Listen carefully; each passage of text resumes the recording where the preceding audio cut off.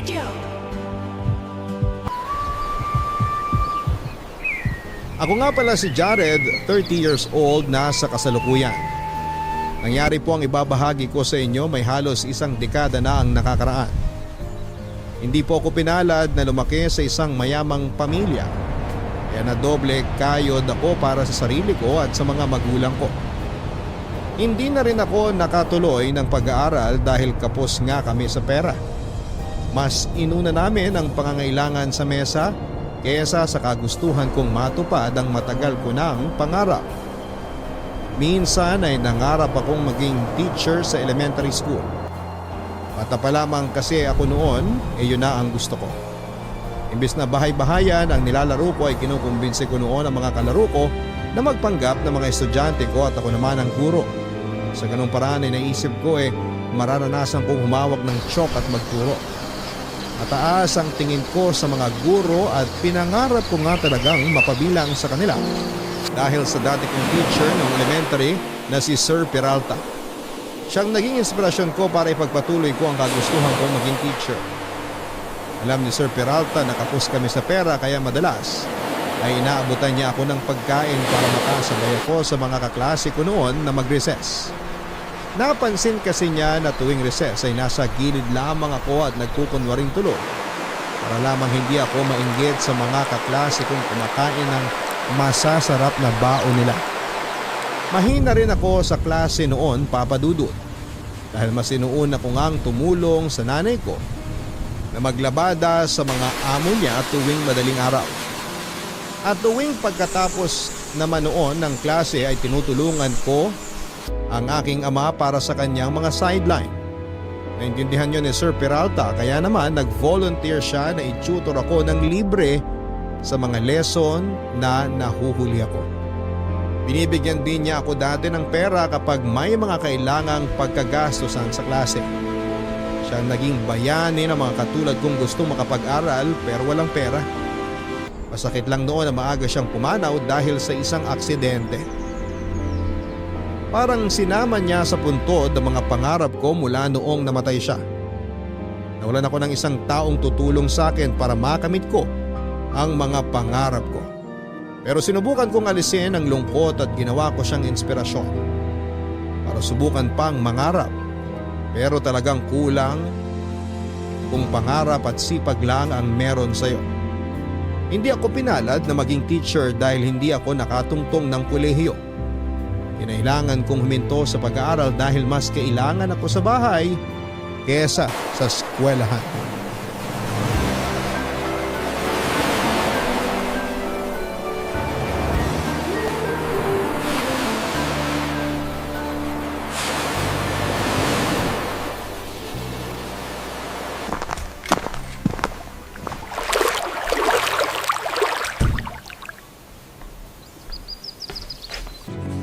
Jared, anak. Nay, bakit po gising pa kayo? Iihilang sana ako Ikaw bakit kising ka pa? May binabasa lang po ako. Naku, madaling araw na anak. Maaga pa ang pasok mo mamaya sa trabaho.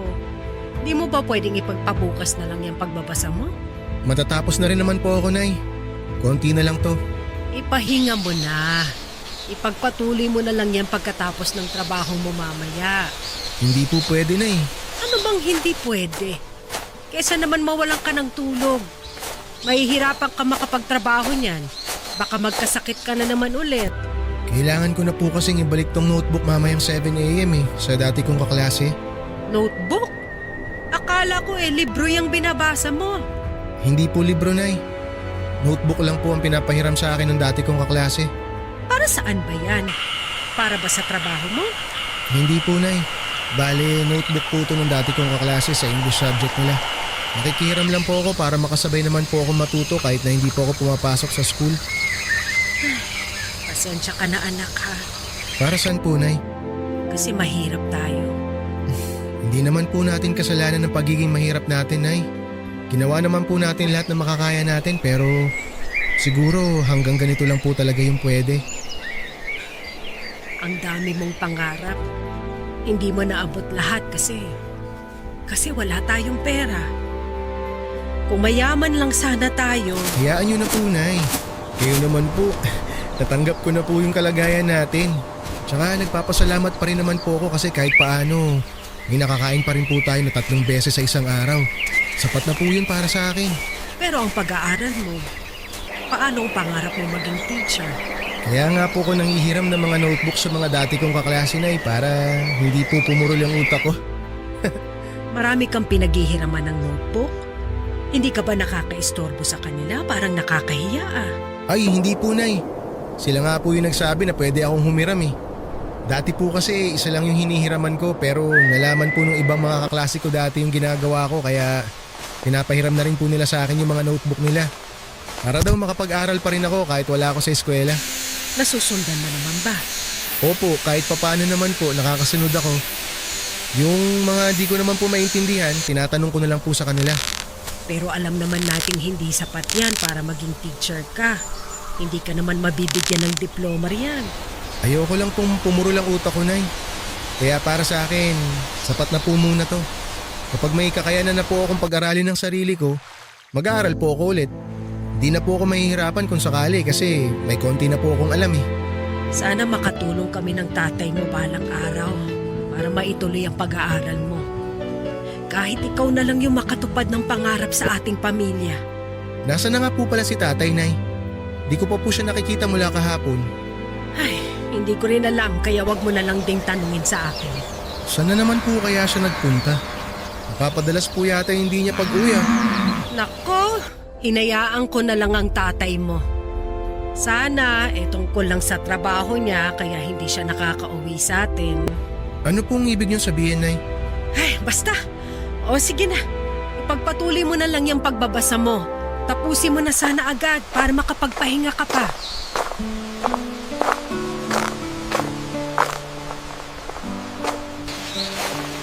Iniwasan ni nanay na pag-usapan namin ang tungkol sa hindi pag-uwi madalas ni tatay. Walang nakakalam noon kung saan nagpupunta si tatay Papa Dudu. Puro kasi siya sideline kaya kung saan siya napapadpad noon. Wala siyang eksaktong oras ng pag-uwi kaya madalas ang pag-aalala ni nanay sa kanya. Ako naman nasanay na sa ginagawa ni tatay pero naaawa pa rin ako kay nanay. Dahil nga si nanay yung madalas na napupuyat sa kakahintay kay tatay. Alam ko noon na hindi nakakatulog ng maayos si nanay dahil panay ang bangon niya sa kama. Na narinig ko mula sa aking maliit na kwarto. Parehong 50 anyos sa mga magulang ko at mula noong pinagbuntis ako ni Nanay Grace ay nagsama na sila ni Tatay Mongko. Ako lang ang naging anak nila dahil ayaw na rin ni nanay na magdagdag pa ng isang kapatid ko dahil mahirap nga ang buhay. Sinabi nga ni nanay na ako pa lang hindi na niya mabuhay ng maayos. Paano pa raw kapag meron pa akong kapatid? Hindi naman magkarelasyon ng mga magulang ko noong nagsama sila. Nabuntis lang ni tatay si nanay noong minsang may mangyari sa kanila. May karelasyong iba noon si tatay. Pero dala ng kalasingan kaya nagalaw niya si nanay sa mismong birthday ng kapatid ni tatay. Yung nakababatang kapatid ni tatay ang nag-invite kay nanay sa inuman na yon. Dahil siya ang may gusto kay nanay pero naunahan siya ni tatay. Nagkagusto naman daw si nanay kay tatay dati dahil nga gwapo si tatay. Amerikano kasi ang lolo ko pero hindi naman namin siya nakilala dahil noong nabuntis daw noon ang lola ko sa Olongapo ay napadeport daw ang aking lolo. Hindi na nakapag-usap noon ang lolo at lola ko mula noong na-deport pabalik ng Amerika si lolo. Nakapag-asawa na rin ng Pinoy si lola at noon naman nagkaroon ng purong Pinoy na kapatid si tatay. Papadudot gwapo ang tatay ko kaya maraming nahumaling sa kanya lalo na ang nanay ko. Kaya nung inaya ni tatay si nanay na may mangyari sa kanila ay hindi nakatanggi pa si nanay. At ako ang naging resulta noon, Papa Dudu.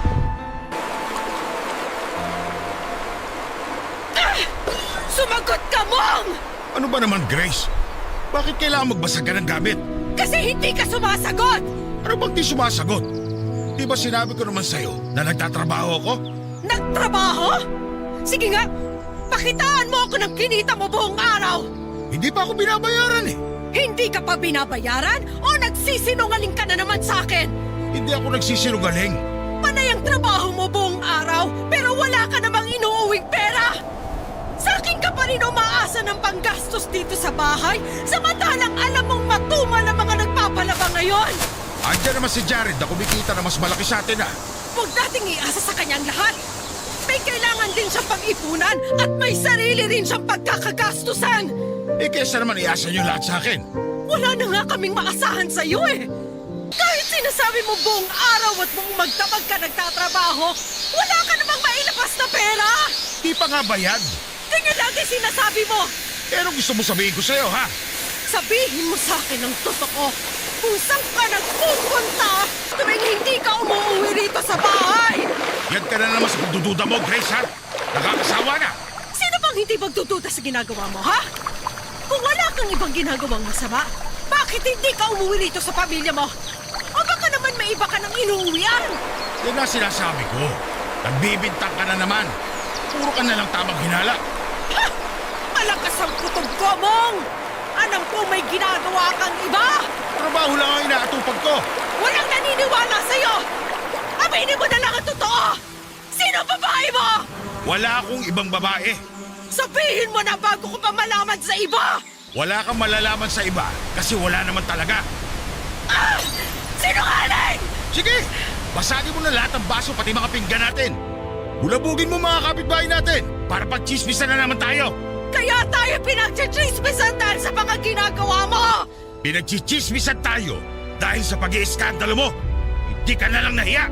Kung meron mang dapat mahiya rito, ikaw yon! Ikaw ang gumagawa ng hindi maganda! Sige! Magbintang ka pa! Kunti na lang talaga't mananawa na ako sa ugali mo. Baka matagal ka ng sawa sa akin, kaya sa iba ka na nagpupunta! Sige, baliwin mo sarili mo sa kakaisip na may babae ko. Hindi ako magkakaganito kung hindi dahil sa mga ginagawa mo! Wala nga akong ginagawa. Sinungaling! Sinungaling ka talaga! Dati ka pang ganyan! Akala mo nakalimutan ko na lahat ng panloloko mo sa akin! Kung ibabase mo lagi sa mga kasalanan ko dati, walang mangyayari, Grace. Bawa ka naman sa akin. Sinisira mong araw ko dahil sa pagdududa mo. Hindi ako magkakaganito kung hindi dahil sa mga kagagawan mo! Ni minsan, hindi ka gumawa ng paraan para bumawi sa mga kasalanan mo! Bumabawi naman ako ah. Ikaw lang naman to, hindi makabitiw sa nakaraan. Oo, nagkamali ako sa'yo dati. Pero hindi man habang buhay ipapamukha mo sa akin yon. Kasi hanggang ngayon, hindi ka pa rin nagbabago! May kutob akong hindi maganda sa'yo. Kailangan ko lang ng ebidensya. Kapag nahuli kita, humanda ka! Humanda kayo ng babae mo! Kung may mahuli kang babae, Talaga! Mahuhuli ko kayo ng babae mo! May hangganan din ang panloloko nyo!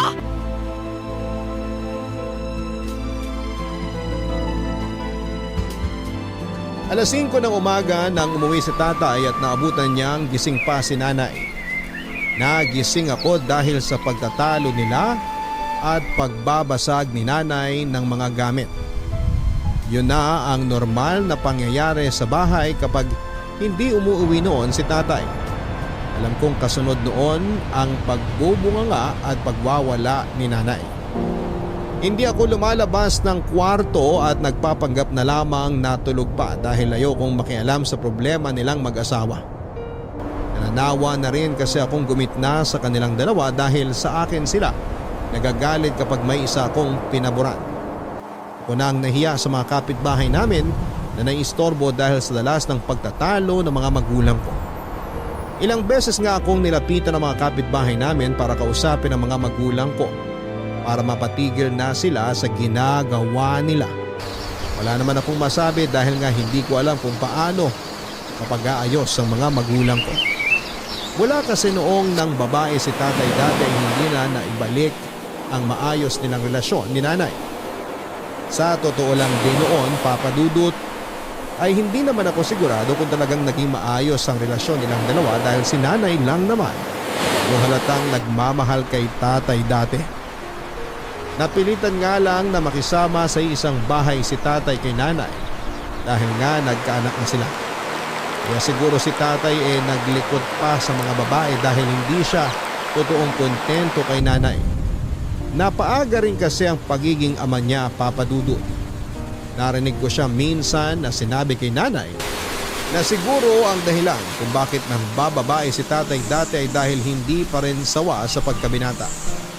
Yun ang nirason ni tatay kung bakit ilang beses siyang nang bababae habang mag-asawa sila ni nanay. Nahuli lahat ni nanay yung mga naging kabit ni tatay at lumayo na rin si tatay sa mga yon after siyang mahuli. Kaya hindi ko masisisi si nanay kung hindi niya magawang magtiwala kay tatay dahil ilang ulit ngang nagloko si tatay. Kaya nga kahit ako hindi naniniwala sa sinasabi ni tatay na wala siyang ibang babae. Makaramdam ko noon tama ang sinasabi ni nanay na merong ibang babae ulit si tatay. Kaya hindi naman siya umuuwi ng bahay. Dahil nga roon ay hindi ko na halos kausapin si tatay kung di lang naman kailangan. Alam kong naramdaman niya yon pero hindi na rin umimik para hindi ko na siya kumprontahin pa, Papa Dudut. Lumayo nga ang loob ko kay tatay mula noong nagsimula siyang mangbabae. Naalala ko noon kung paano niya palihim na tinatawagan sa kanyang cellphone ang mga babae niya. Nakala niyang tulog na ako kaya malaya siyang nakipag-usap sa babae niya sa kanyang cellphone. Hindi ko muna siya kinumpronta noon. Hinig lamang ako at nalaman kong nagmomotel silang dalawa. Kaya naman pala walang naiuwing pera noon si tatay dahil nauubos yon sa pag-check-in nila. Kaya nga napilitan na rin po akong magtrabaho noon dahil panay ang reklamo ni tatay na wala siyang kinikita sa pagsa-sideline niya. Naman pala ay napupunta yon sa mga babae niya. Sinundan ko siya sa motel na napag-usapan nilang dalawa ng babae niya at doon ko nga nakumpirmang meron siyang ibang babae at isa yung menor de edad. Hindi ko sinabi kay nanay dahil natatakot ako sa magiging reaksyon niya pero may hinala na rin pala noon si nanay. Nangalap lang siya ng ebidensya at doon nga ay nahuli niya si tatay. Hindi pa noon umamin si tatay kay nanay, Papa Dudut. Pinilit pa rin niya na sabihin wala siyang ibang babae. Hanggang sa ako na ang nagsalita at sinabing nakita ko siya at ang babae niya sa isang motel. Hindi na siya nakapagsinungaling pa, Papa Dudut, at inamin niya ang totoo. At iniwan naman niya ang babaeng yon nang sinabi kong pwede siyang makulong dahil minor de edad ang babae. Akala ko noon ayun na ang huli pero may mga sumunod na naman siyang naging babae. At kadalasan ay single mom ang nakukuha niya noon. Naiinis lang kami ni nanay dahil nalaman namin sa mga anak ng mga kabit niya na pupunta ang maliit na kinikita ni tatay. Kaya mas lalong nagalit si nanay dahil kaming totoong mag-ina niya ay hindi man lang niya mabigyan ng pera. Awang-awa ako noon kay nanay, Papa Dudut, dahil sa inabot niyang stress kay tatay. Lagi na lang nagdududa at lagi na lang kinakabahan noon si nanay kapag umaalis si tatay. Ilang beses ko siyang naririnig na umiiyak ng tahimik sa banyo. Malaki ang pinayat ni nanay dahil sinubsob niya ang sarili niya sa paglalabada para lamang hindi maisip si tatay. Hindi nga rin halos makakain noon si nanay dahil nga panay ang pag-iisip niya ng masama kay tatay. Ilang beses kong binilinan si nanay na huwag paikutin ang buhay niya sa pag-imbestiga kay tatay dahil magkakasakit lamang siya. Pero hindi naman siya nakinig, Papa Dudut. Sinabi niya sa akin na saka ko lang siya mauunawaan kapag nasa sitwasyon ko na siya. Hindi ko na siya sinagot pa dahil kahit na hindi ko alam ang eksaktong pakiramdam niya. Alam kong sobrang sakit noon at hindi ko yun gustong maranasan. Kaya nga nagtanim ako ng galit kay tatay dahil sa naging epekto ng pangbababae niya kay nanay.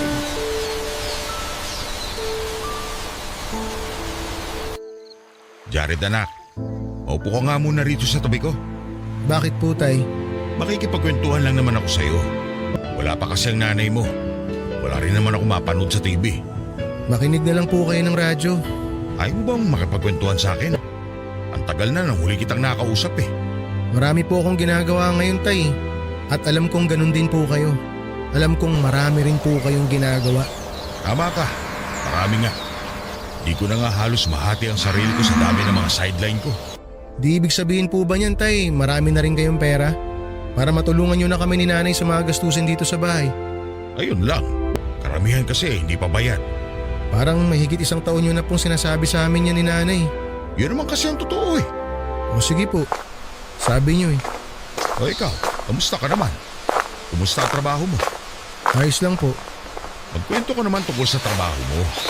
Wala man lang akong alam sa ginagawa mo sa trabaho eh. Parehas lang naman po tayong walang alam sa ginagawa ng isa't isa. Parang may laman yung mga sagot mo sa akin ah. Wala naman po, tay. Nagtanong kayo, sumagot lang naman po ako. Pati ba naman ikaw eh, ganyan na rin sumagot sa akin? Parehas na ba kayo ng nanay mo? Porque wala pa ako naiaambag dito sa bahay eh. Kung umasta kayo, kala nyo itataas nyo na. Wala naman po kaming problema kung di po kayo nakakapag-ambag, tay. Alam niyo naman po siguro kung ano yung problema namin ni nanay sa inyo. Dahil na naman ba ito sa bihira akong pag-uwi ha? Isipin niyo pong mabuti, tay. Alam niyo po kung ano sagot dyan. Hindi ko na lang ako diretsahin. Pinagbibintangan mo rin ba ako may ibang babae? Kayo naman po nakakaalam niyan, tay. Di na kailangan mambintang. Pinapaikot mo pa ako eh. O sige po, tay, didiretsahin ko na po kayo. Tutal, ito naman po ang gusto niyo. May babae po ba kayo? Wala. Wala akong babae. O edi wala. Bakit parang hindi ka naniniwala? Importante pa po ba kung naniniwala ako o hindi? Kailangan mo akong paniwalaan kasi wala talaga akong ibang babae. Kung magpapakatotoo ako sa inyo, tay, hindi po ako naniniwala. Sige, gayahin mo ang nanay mong puro hinala. Hinala lang po ba yun, tay? O umuulit na naman po kayo sa mga pambababae nyo? Sige lang, isipin niyo kung anong gusto niyong isipin. Malinis ang konsensya ko. Wala akong ibang babae. Okay po. Jared, May kailangan pa po ba kayong sabihin, tay? Kasi gusto ko na lang po sanang magkulong muna sa kwarto. makinig ka. Ano na naman po ba yun? Wala akong ibang babae. Di nyo na po kailangan ulit-ulitin yan, tay. Pero may bakla akong inuuwian.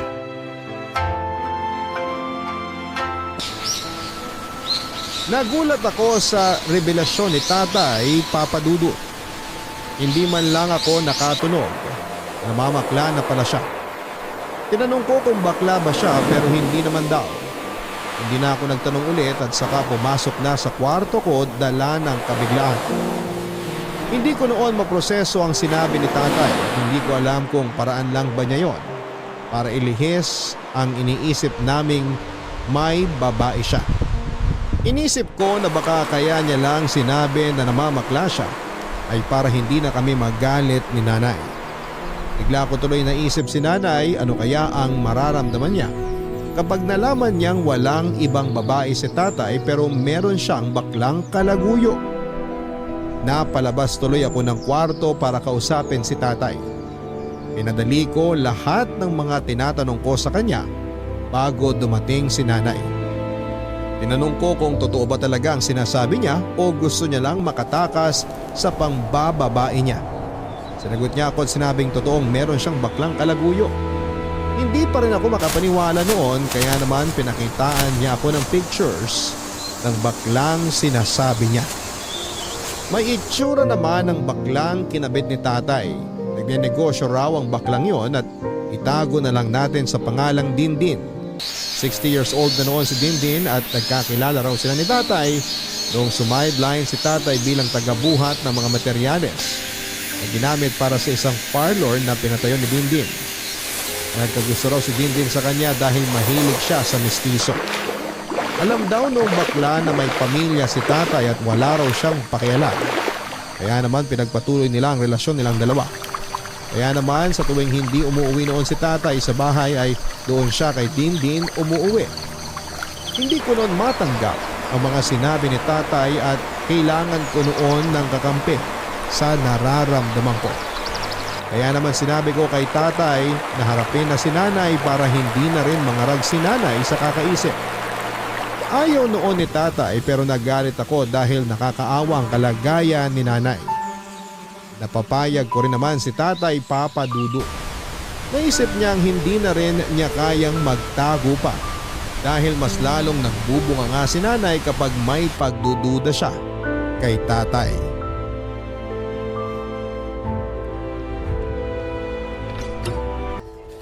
Jared, tulungan mo naman ako sa mga bit-bit ko. Sige po, Nay. Ano po ba tong mga to? Bakit po puro damit? Dito po ba kayo maglalabas sa bahay? Ay hindi, bigay yan ng isang amo ko. Mga pinaglumaan ng binata niya. Baka raw kasya sa'yo, kaya binigay na sa akin kesa raw gawing basahan. Isukat ko nga para makita ko. Mamaya na lang po, Nay. Ayos ka lang ba? Bakit parang Biyernes Santo ang mukha mo? Maupo na po muna kayo, Nay. May kailangan po kayong malaman. Kinakabahan naman ako, Jared. Ano bang nangyayari? Tay!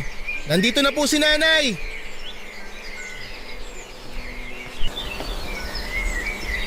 Grace? O mabuti naman umuwi ka na. Akala ko kailangan nang ipadala sa kabit mo ang mga damit mo para siya na lang ang maglaba para sa'yo. Kailangan natin mag-usap. Ano ba nangyayari?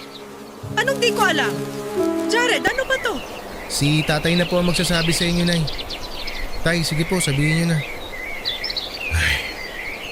Makinig ka sa akin. Grace, Aamin ka na bang may iba kang babae? wala akong ibang babae. Maniwala ka. Eh yan naman laging sinasabi mo dati pa. Pero lagi kitang nahuhuli. Alam ko na yan, Mong. Baguhin pa naman ang pagsisinungaling mo. Hindi po nagsisinungaling si tatay, Nay. Totoo po ang sinasabi niya na wala siyang ibang babae. At naniwala ka naman sa kanya, Jared. Opo, kasi yun naman po ang totoo, Nay. Hoy, Mong! Anong panglalason sa utak ng anak mong ginawa mo, ha? Bakit naniniwala na siya sa kasinungalingan mo? Hindi kasi ako nagsisinungaling, Grace. Kailangan mo lang makinig sa akin.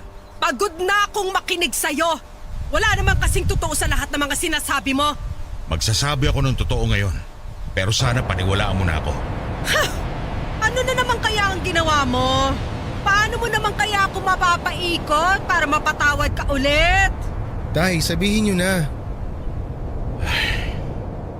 Grace, may kabit ako. Oo, Sabi na eh!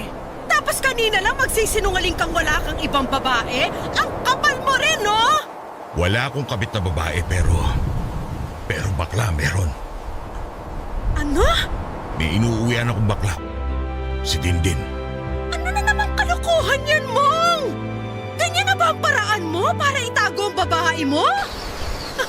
Akala mo ba kapag sinabi mong bakla ang kabit mo, hindi na ako magagalit? Yung ba ang iniisip mo? Nay, totoo po ang sinasabi ni tatay. Bakla po ang inuuwian niya. Alam mo lahat ng to, Jared? Kanina ko lang po nalaman, Nay. At naniwala ka naman sa tatay mo? Inamin po ni tatay sa akin kanina lahat, Nay. Pinakita niya rin po sa akin yung pictures nila ni Dindin. Anong kahayupan to, Mong? Nagsasabi na ako ng totoo, Grace. Paniwalaan mo naman ako ngayon. Bakit bakla? Anong meron? Bakla ka na rin ba? Hindi ako bakla. Eh bakit ka pumatol sa bakla? Kailangan ko eh. Anong kalokohan to? Ano ba? Nay! Hindi ka na nahiya sa ginagawa mo? Pati sa anak mo, sinabi mo pa to? Kailangan nyo na rin kasing malaman ng totoo. Iwalayan mong baklang yan. Hindi pwede. Dahil mahal mo na ba? Siya na ba ang gusto mo makasama kaysa sa aming pamilya mo? Hindi mo kasi maintindihan eh. Wala talaga akong balak intindihin ng mga sinasabi mo! Lahat ng panloloko mo! Sawang-sawa na akong tanggapin ka sa tuwing nagkakamali ka! Nay, kumalma po kayo. Ngayon ako naman ang magsasabi sa'yo ng gagawin mo, Mong. Iwan mo ang baklang yan o kami ng anak mo ang lalayo sa'yo! Hindi ko pwedeng iwas si Dindin. Bakit? Dahil siya ang paraan para makapag-aral si Jared.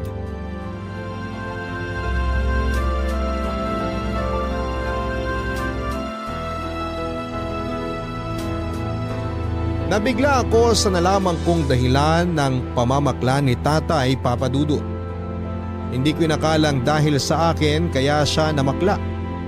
Hindi naman niya nasabi sa akin noong nag-usap kami na dahil sa akin kaya siya nakipagrelasyon sa bakla. Wala rin akong nasabi noon at napatingin na lamang ako kay Tatay. Sinabi ni Tatay na nangako si Dindin pag-aaralin niya ako sa kolehiyo basta uuwian lang siya ni Tatay lagi. Kaya naman kay Dindin umuwi madalas si Tatay na parang naging paunang bayad yon. Pupondo pa raw kasi si Dindin nang ibibigay sa akin na pangpaaral dahil kapapatayo pa lamang niya ng isang parlor niya at hindi pa nakakabawi sa isang negosyo niya. Naiintindihan naman daw ni Tata yon pero nirequest ni Dindin na kahit wala pa siyang naiaabot na pangpaaral ko ay magsama muna silang dalawa. Pumayag naman din talaga si Tatay dahil may mga inabot naman noon kahit papaano si Dindin na pangbisyo ni Tatay. Papadudot nang gagamit na naman si Tatay ng iba para makuha ang gusto niya. Hindi raw yon ang unang beses na namakla siya. Nung nasa Olongapo pa raw siya ay ginamit niya ang kagwapuhan niya para makakuha ng mga baklang magsusustento sa kanya. Hindi lang daw bakla ang nabiktima niya kundi mga matatandaring babae na kadalasan daw ay mga byuda at retired na sa mga trabaho. Wala naman siyang naipon dahil ginamit niya ang mga nakukuha niya para ipangtustos karamihan sa kanyang bisyo at luho. Nakatikim din daw ang lola ko ng mga inabot noon ng mga baklang kinarelasyon ni Tatay. Hinayaan na siya ni Lola. Napaopera rin ang kapatid ni Tatay noong pumutok ang appendix nito sa tulong ng isang byudang minsang nagsustento sa kanya. Walang naging ibang trabaho si Tatay noon, kundi ang mamakla at manloko ng mga matatandang babae. Itinigil lamang niya yon nang mabuntis niya si Nanay.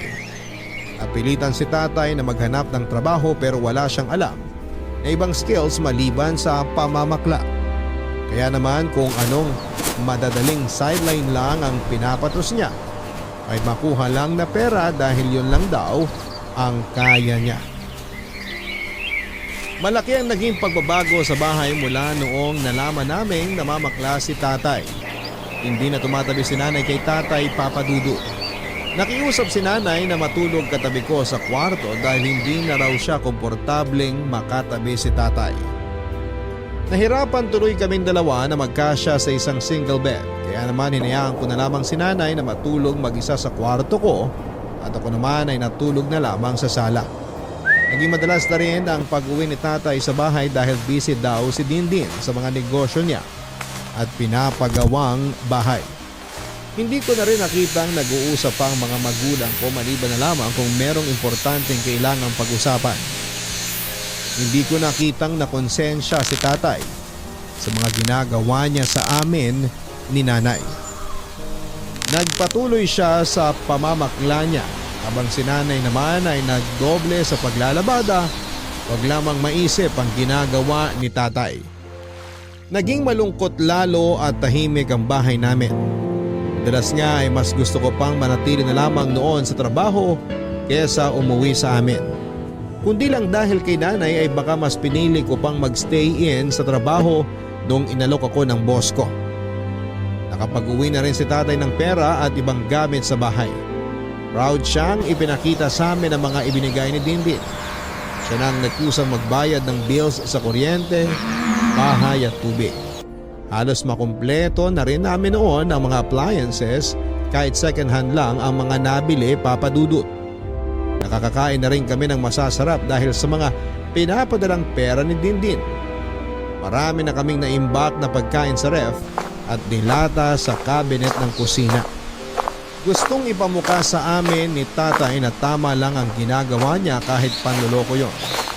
At nasasaktan niya kaming mag-ina. Dahil nga marami na siyang naiambag sa bahay kaya naman lumakas ang loob niyang ipilit ang mga batas niya sa amin. Lagi niyang gusto na umuo na lamang kami noon sa mga gusto niyang mangyari at pinagbawalan kaming umangal. Lalo na noong minsan kumakain kaming dalawa ni Nanay, dumating siya at masayang nilatag sa mesa ang pizza, cake at soft drinks. Nabili niya gamit ang pera ni Dindin.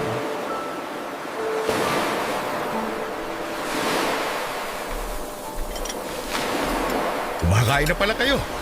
Buti na lang at naihabol ko itong mga dala ko. Kain po tayo, Tay. Bumili po ako ng pinakbet at ginisang upo sa labas. Sumabay na po kayo. Ano ba namang pagkain yan? Ipakain nyo na lang yan doon sa aso ng kapitbahay. Ito lang po kasi yung nakayanan ko ngayon eh. Matagal pa po kasi ang sahod ko. Hayaan mo na.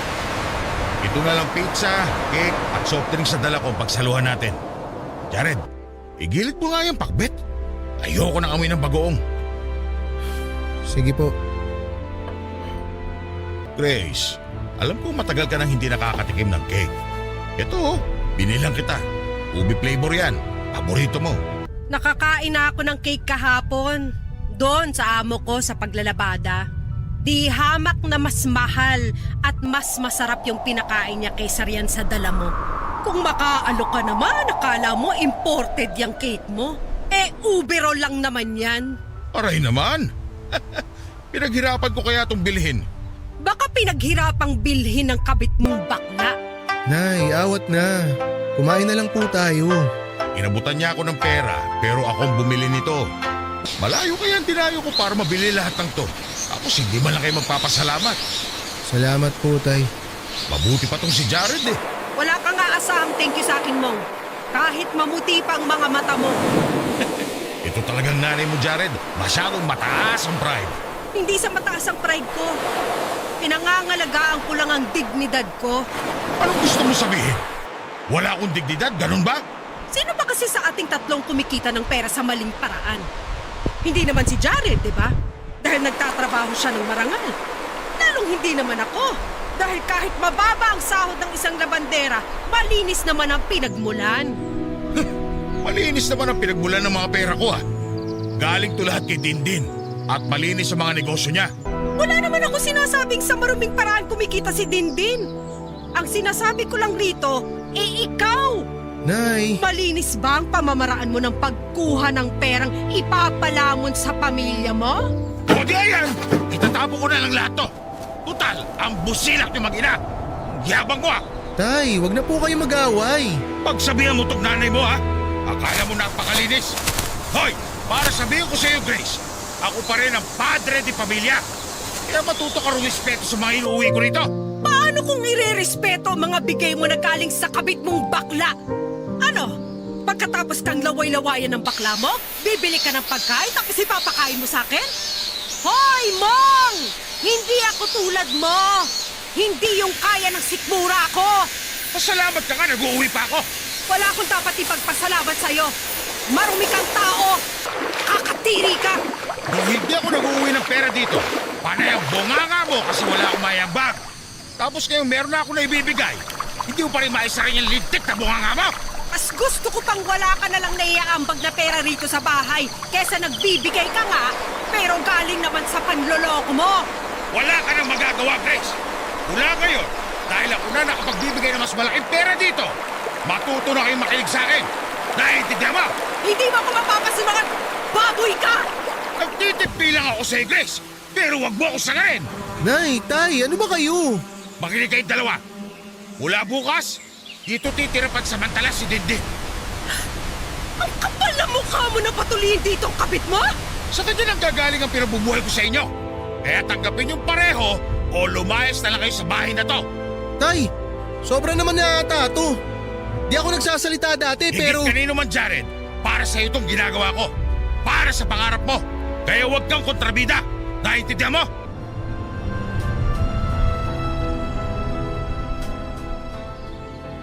Yon ang unang beses na nakita ko na galit ng ganon si tatay sa amin ni nanay.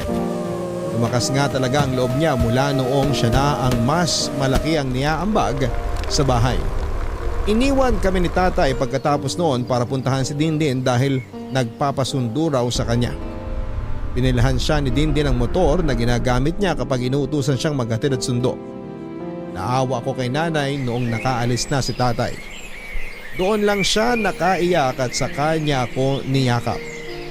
Wala naman akong magawa dahil kahit ako ay natakot sa paninigaw ni tatay. Hindi namin alam kung anong mangyayari oras na tumira si Dindin sa bahay namin. Sinabi ni tatay na pansamantala lang naman daw ang pagtira ni Dindin doon para makapagsama na sila. Saka magpapagawa raw kasi ng bahay si Dindin kaya kailangan niya ng matutuluyan. Sinabi ko noon kay tatay na kung pwedeng umupa na lamang si Dindin bilang respeto na lamang sa aming mag-ina niya, pero tumanggi si tatay. Mas malaki raw ang makukuha naming pera kay Dindin kapag nasa bahay na siya. Papadudot kaya naman sinabi ni tatay na tiisin namin dahil para rin daw yon sa amin. Hindi umuwi si nanay sa unang 3 araw na nagstay si Dindin sa amin.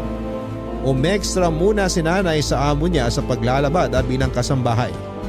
Hindi na nga nagpabayad si nanay kapalit ng pagtulog niya doon ng ilang araw. Ayaw ko sanang andun si nanay papadudot pero mukhang kailangan niyang makalayo mula sa pansamantala. Nagulo na dinala ni tatay sa bahay namin. Naiwan ako mag-isa sa bahay kasama sina Dindin at tatay. Saksi ako noon sa lambingan nilang dalawa. Hindi ako noon halos makatulog kapag naririnig ko sa gabi ang nangyayari sa kanilang dalawa. Nawalan ako lalo ng respeto kay tatay dahil sa ginagawa niya at sa pananakit niya kay nanay. Sinimulan ko nang maghanap ng pwede naming maupahan ni nanay dahil wala na rin akong balak tumira pa kasama si tatay kahit makaalis pa si Dindin sa bahay. Hindi ko muna yon pinaalam kay nanay at mas lalong hindi ko yon balak sabihin kay tatay. Plano ko lang noon na bigla na lamang kaming aalis ni nanay at iiwan ng tuluyan si tatay. Hindi ko noon alam kung paano ko makukumbinse si nanay na lumayas na roon sa bahay. Alam ko naman na kahit gano'n na ang ginagawa ni tatay sa kanya noon ay ramdam ko pa rin kung gaano kalaki ang pagmamahal niya para kay tatay.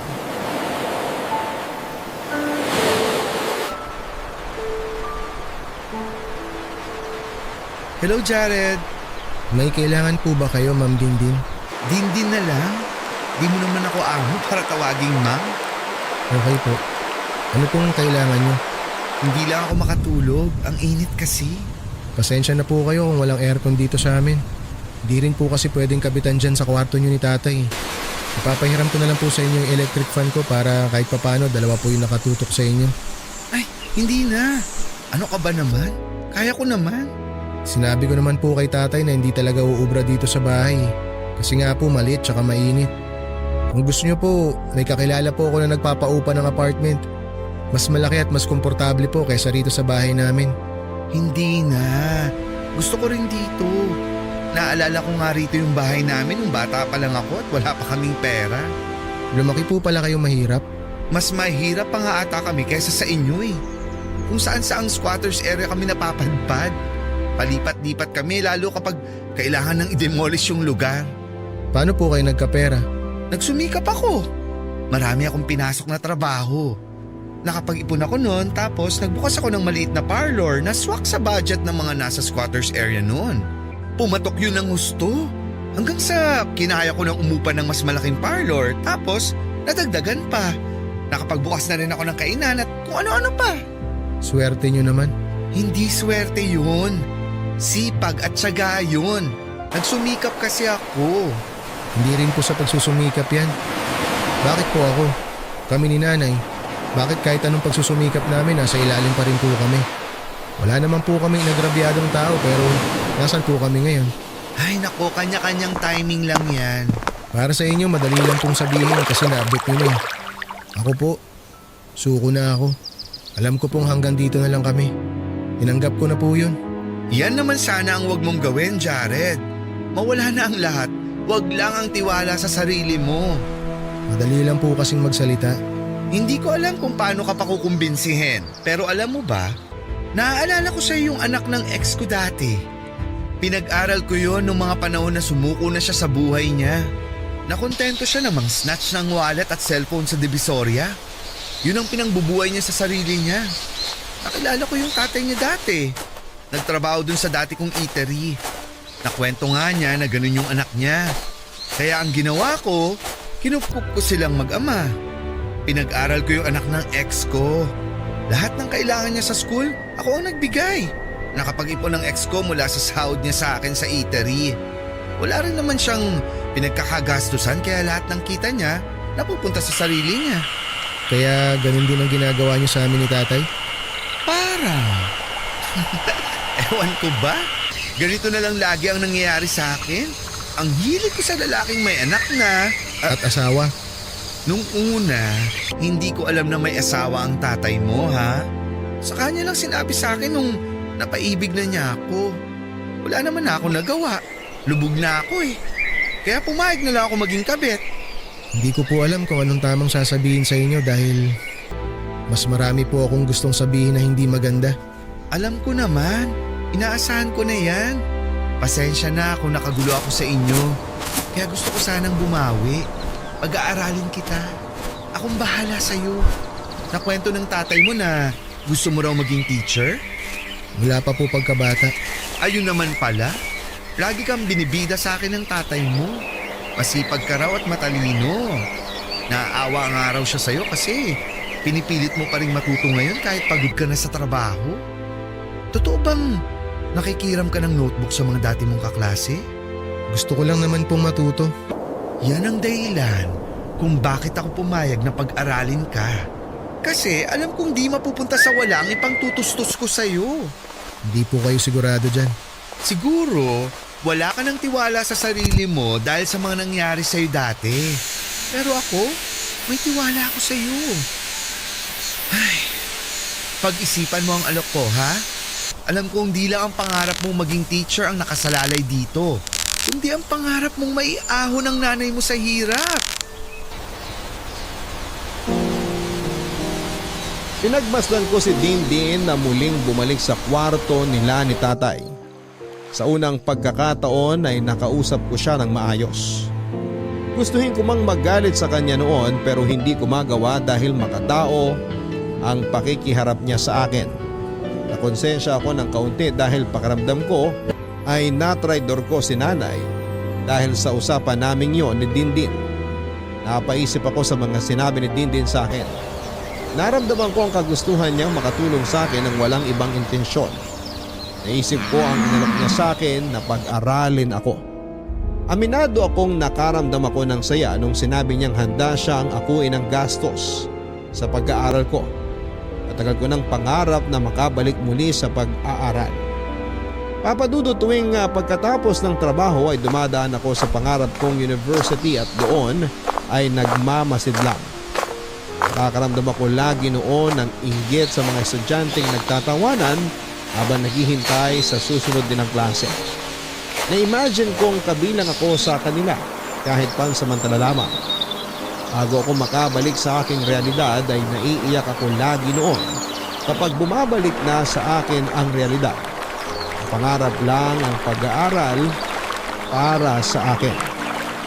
Kaya naman noong nalaman kong balak ni Dindin na pag-aralin ako, muling nabuhay ang imahinasyon ko sa university na yon. Imagine kong suot ko na ang uniforme bilang estudyante nag-aaral sa kursong education. Na-imagine kong hindi lang ako nakikihiram ng notebook para matuto kundi may sarili na ako. Kung saan ako mismo ang nagsulat at hindi ko na kailangang ibalik pa yon sa ibang tao. Nakapag-desisyon na ako papadudot kinabukasan ay kinausap ko si Dindin at sinabing gusto ko mag-aral. Natuwa siya sa naging desisyon ko at napayakap sa akin. Sinabi ko sa kanya na kahit gawin niyang utang ang gagamitin niya para pag-aralin ako. Nangako ko sa kanya na handa ko yung bayaran oras na makapagtapos ako. Tumanggi siya papadudot at sinabing hindi ko na raw kailangang gawin yon. Ipangako na lang daw sa kanya na hindi ko pababayaan ang pag-aaral ko dahil minsan daw nangarap din siyang makapag-aral pero hindi niya nagawa dahil mas inuna niyang magtrabaho. Kaya naman masaya siyang maipapasa ang pangarap niyang edukasyon sa ibang tao. Sinabi ko kay nanay ang napag-usapan namin ni Dindin. Nagalit si nanay dahil nga parang kumakampi na ako sa kalaban. Pinaunawa ko naman kay nanay ang sitwasyon papadudot. Medyo natagalan ng kaunti bago niya tinanggap ang desisyon kong magpatulong sa pag-aaral kay Dindin. Naisip ni nanay marahil na kailangan ko rin yon dahil matagal ko nang gustong makapag-aral at tanging si Dindin lang ang pwedeng makapagbigay noon sa akin. Tinulungan ako ni Dindin sa lahat ng mga kailangan ko. May mga nakausap na siya para tulungan akong mapabilis ang pag-enroll ko sa university na pangarap ko.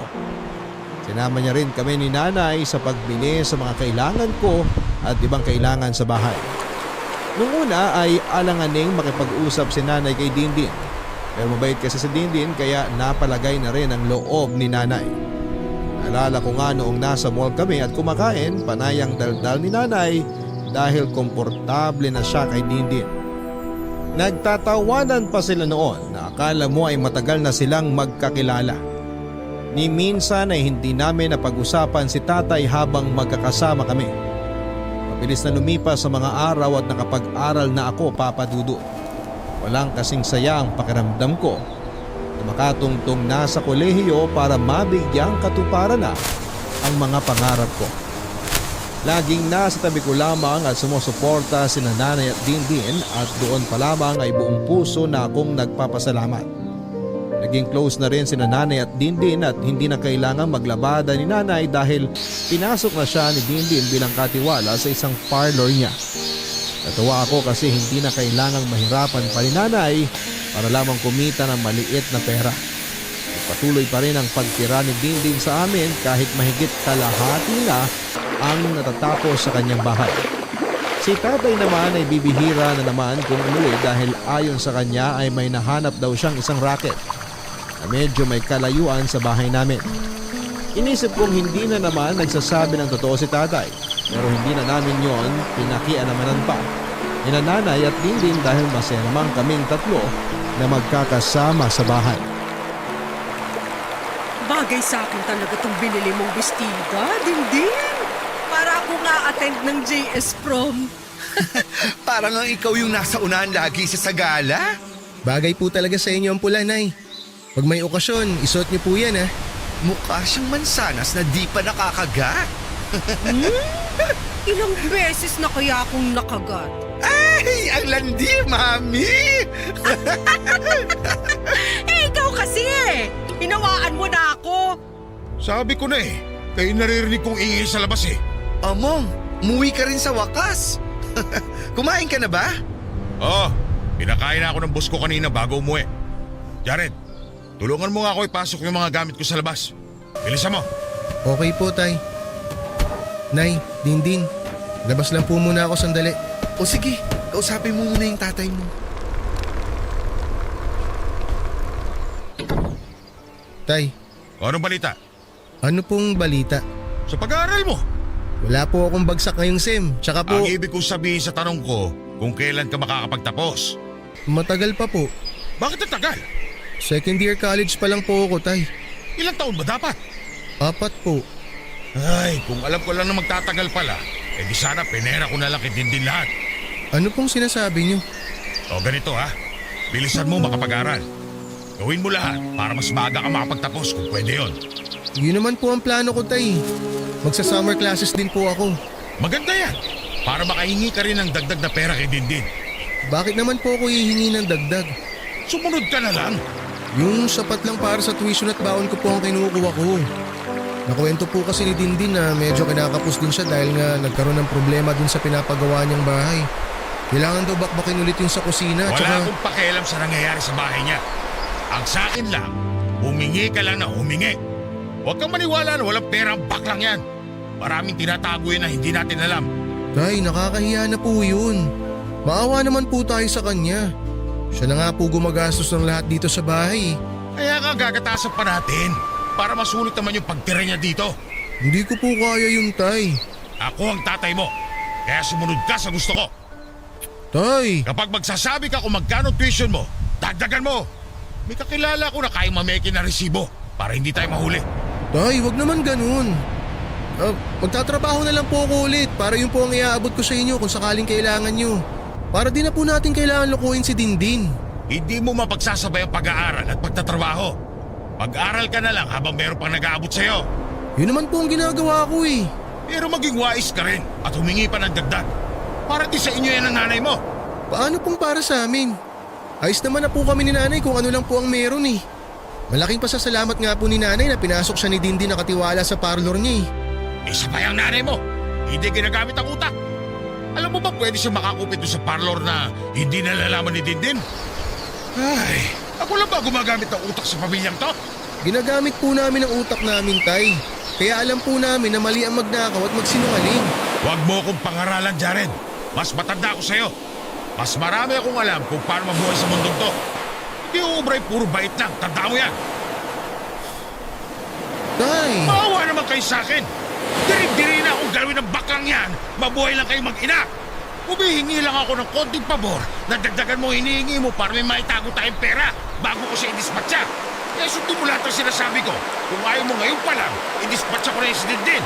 Kasi pag pinalayas ko na yung baklang yan, tignan lang natin kung makapag-aral ka pa.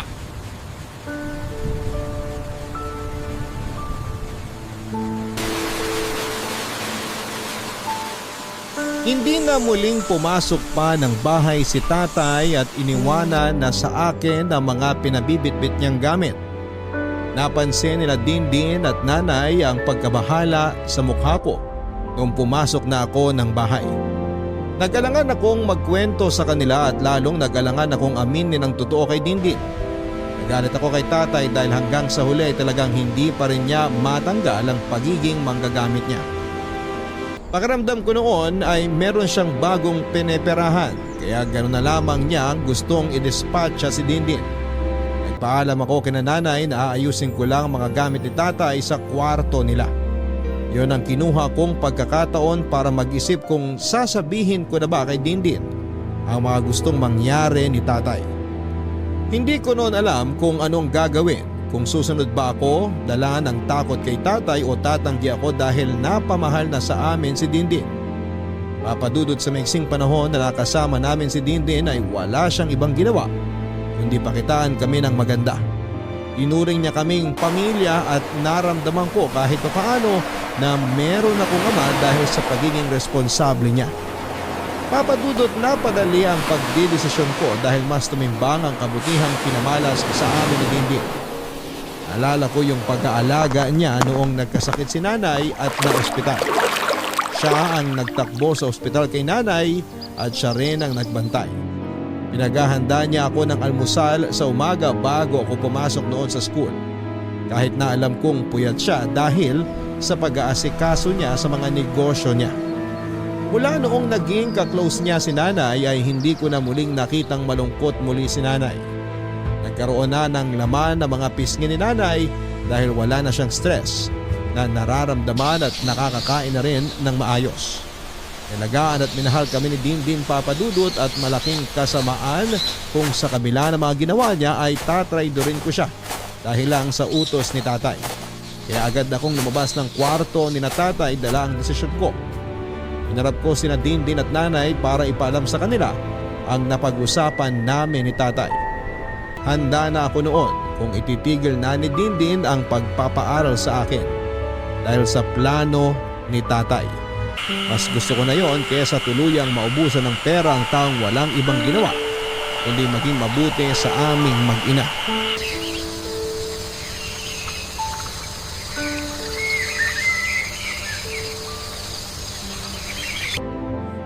Nay?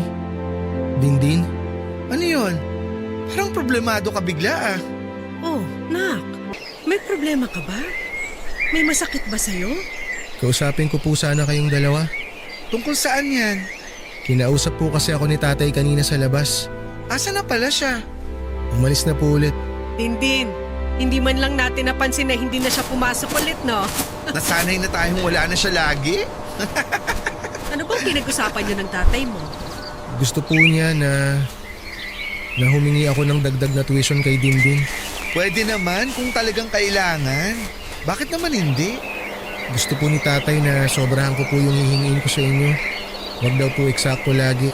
Bakit naman daw? Alam ko na yan. Alam niyo na po ang balak ni tatay? Hindi lang ang tatay mo ang gumawa niyan sa akin. Marami pang iba. Yung mga naging ex ko noon. Nung sawa na at diri na sa akin, dinoble na yung hinihingi. Minsan pa nga triple. Para may ipon sila kung sakaling iiwan na nila ako. Bakit mo namang hinayaang gawin sa'yo yun dati? Tanga nga ako, di ba? Ganon kalungkot ang buhay naming mga bakla. Alam at tanggap ko na yan. And expect ko na yan nung nililigawan pa lang ako ng tatay mo. Alam kong balang araw, iiwan din niya ako pag di na niya ako kailangan. Mas mabuti pa po unahan niyo na po si tatay. Kayo na po ang makipaghiwalay. Para hindi na po siya ulit makakuha sa inyo. Hamo siya. Ang dami ko nang pinagdaanan ganito. Kakayanin ko yan. Maliit na bagay. Pero hanggat kayong dalawa ni tatay, ipipilit niya lang po sa akin na kunan kayo ng pera eh. Hindi ko naman ipagdadamot sa inyo ng nanay mo ang pera ko. Humingi lang kayo. Walang problema. Sobra na ang naibigay mo sa aming dingding. Kaya nga po, ayos lang kung sakaling hindi nyo na po ituloy yung pagpapaaral sa akin. May mga naisip na rin po ako na pwede kong pasukang trabaho para makapag-aral pa ako kahit paano. Ay, hindi naman pwede yun. Nangako ako sa'yo na hanggang makatapos ka, susuportahan ko ang pag-aaral mo. Pero hanggat ginagawa niyo po yan, lagi lang akong uutusan ni tatay na nakawan kayo ng pera. Hindi ko po kaya yun. Kaya nga mas lalo kong gustong pag-aralin ka eh. Para kapag nakapagtapos ka na, makakahanap ka na ng trabaho. Pag nakahanap ka na ng trabaho, hindi ka na matatakot sa tatay mo. Dahil ikaw na ang bubuhay sa inyong mag-ina. Hindi ko po kayo kayang lokohin. Mas lalong di ko kayo kayang pabayaan hanggat nakapaligid sa inyo ang tatay mo. Sa totoo lang, hindi ko na po talaga alam ang gagawin. Ang gusto ko lang na gawin mo, galingan mo sa pag-aaral. Kung brasuin ka man ulit ng tatay mo na humingi ng dagdag na pera sa akin, gawin mo, magbibigay ako. Pero ibibigay ko ang perang kailangan ng tatay mo. Huwag kang mag-alala. Malakas na ulit ang kita ng mga negosyo ko. Nakakabawi na ulit ako. Hindi naman namin kayang gawin yun sa'yo, dingding. Grace, maliit na bagay lang yan kumpara sa naibigay niyo mag-ina sa akin. Wala nga kami naibigay o naitulong sa'yo. Ang laki kaya. Dahil sa inyo, naranasan ko ulit paano magkaroon ng pamilya. Dahil sa inyo, naramdaman ko ulit kung paano mahalin. Oo, totoo na si Mong na ang gusto ko na magmahal sa akin noon. Kaya bigay todo ako sa kanya. Ayos nga lang sa akin ang maging kabit niya, diba? Pero nung nakilala ko kayo, nagbago na lahat ng gusto ko. Ayos na sa akin kahit wala si Mong sa tabi ko. Ayos lang sa akin kahit di niya ako mahalin. Basta andyan kayong mag-ina. Pinuno niyong mag-ina lahat ng naubos sa pagkatao ko ng mga lalaki ng gamit lang sa akin. Kaya kung sakali man nahilingin sa inyo ni Mong nagatasan pa ako, gawin niyo lang. Hindi ko ramdam ang pagkawala ng pera ko. Kasi mas importante sa akin na huwag kayong mawala sa buhay ko.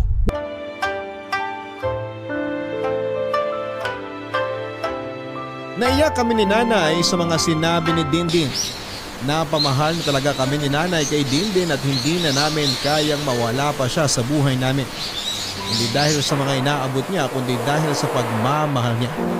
Siya ang parang tumayong padre di pamilya sa amin ng mga panahong pinabayaan kami ni tatay. Siya ang naging ama ko na gumabay at nagmahal sa akin noon naghahanap ako ng kalinga kay tatay. Siya ang laging pumupuri noon kay nanay na nagdala ng maraming ngiti kay nanay. Iyakap ko si Dindin at doon ay umiyak siya. Nagpasalamat siya dahil tinanggap namin siya sa bahay. Papadudot, hindi ko sinunod ang sinabi ni tatay na gatasan pa si Dindin. Kahit ilang beses na pumayag si Dindin ay hindi ko pa rin yun magawa sa kanya noon. Nagalit si tatay sa akin dahil sa pagkontra ko sa plano niya. Tinakot niya akong palalayasin kaming mag-iina pero hindi na yon umepekto sa akin dahil mas pipiliin kong umalis na lamang sa bahay niya kaysa magnakaw at manloko ng kapwa tulad ng madalas niyang ginagawa. Noong hindi ko siya sinunod ay nakipaghiwalay siya kaagad kay Dindin. Ilang panakot sa akin, akala niya noon kapag hiniwalayan niya si Dindin, titigil na si Dindin sa kakasustento sa aking pag-aaral. Doon nagkamali si tatay papadudot. Inakala ni tatay na tatanggi si Dindin sa pakikipaghiwalay niya. Tinanggap lang yon ni Dindin at saka umalis na sa bahay namin. Nagulat si tatay dahil akala niya hahabol si Dindin. Pero hindi yon nangyari papadudot. Tawagan ni tatay si Dindin para makipag-ayos. Pero hindi na sumagot pa si Dindin. Makalipas ang ilang araw ay bumalik si Dindin sa bahay para kunin kaming mag-ina. Nagkataon na wala si tatay kaya nakapaghakot na kami ng mga gamit namin para tumira pansamantala sa inuupahang apartment ni Dindin. Pinagpatuloy ni Dindin ang pagpapaaral sa akin. Naghanap pa rin ako ng trabaho para makatulong sa kanya dahil alam kong hindi biro ang mga ginastos niya para sa negosyo at bahay niya. Hinanap kami ni tatay para bumalik sa bahay at nagsisisi na raw siya sa mga ginawa niya at handa na siyang magbagong buhay. Una niyang kinausap si nanay dahil alam niyang marupok si nanay sa kanya. Pero hindi na umepekto ang pagmamanipula ni tatay sa kanya. Tinawagan din ako ni tatay para ipaalam na merong isang bakla na mas mayaman kay Dindi na pwede raw akong matulungang makapasok sa mga public school para magturo dahil malakas daw ang kapit ng baklang yon. Tinanggihan ko siya, Papa Dudut, at nagpasalamat pa rin ako kahit ganon ang nangyari. Dahil sa kanya ay nakilala namin si Dindin. Si Dindin na naging ama sa mga panahong pinabayaan niya kaming mag-ina. Sa ngayon ay isa na akong guro sa isang elementary school sa Cavite. Masaya ako na kahit nahuli ako sa pagtupad ng pangarap ay nagawa ko pa rin. Nang mga panahong akala ko wala ng pag-asa pa para maabot ko ang pangarap ko ay biglang nagpadala ang Diyos. Ang isang taong tutulong sa akin at yon ay si Dindin. Kasama pa rin naming mag-ina si Dindin at sa ngayon ay paralisado na siya dahil sa isang sakit na gumupo sa kanyang may ilang taon nang nakakaraan. Nawala lahat ang negosyo niya at binenta na rin ang bahay na naipatayo niya para sa pagpapagamot niya. Nakabili naman siya ng mas maliit na bahay, Papa Dudut, kung saan kami nakatirang 3. Kami na ang nag-alaga sa kanya, ako na ang nagsilbing breadwinner sa amin. Hindi namin siya pinabayaan tulad ng ginawa niya sa amin noong kailangan namin siya. Hanggang sa dulo ng buhay niya ay nangako ko na hindi siya iiwanan kahit na anong mangyari. Hanggang sa dulo ng buhay niya ay nangako ako na magiging pamilya kami. Maraming salamat po sa pagbasa ng aking liham. Ang inyong kabarangay forever, Jared. Masarap nga sa pakiramdam na maabot ang iyong mga pangarap. Lalo na kapag alam mong pinaghirapan mo at nakayanan mo hanggang sa dulo. Mas masarap lalo sa pakiramdam kapag alam mong natupad mo ang pangarap mo nang hindi gumagawa o gumagamit ng ibang tao. At wala nang masasarap pa sa pakiramdam kapag nagawa mong tuparin ang mga pangarap mo nang may pagsuporta galing sa mga taong mahal mo. Mahirap mabigyan ng katuparan ng mga pangarap lalo na kung ikaw ay kapos at walang ibang taong makakatulong para mapunta ka sa unahan. Pero may mga taong katulad ni Jared na kahit wala o kahit na alam na alanganin ay hindi pa rin sumuko. Minsan talaga ay kailangan mo lang na huwag isuko kaagad ang laban. Mga kabarangay, ilang ulit ka mang pasukuin ang iyong pangarap dahil sa maraming dahilan at kalaban. Sana hindi mo sila magawang pakinggan at tingnan. Tanging ang sarili mo lang ang dapat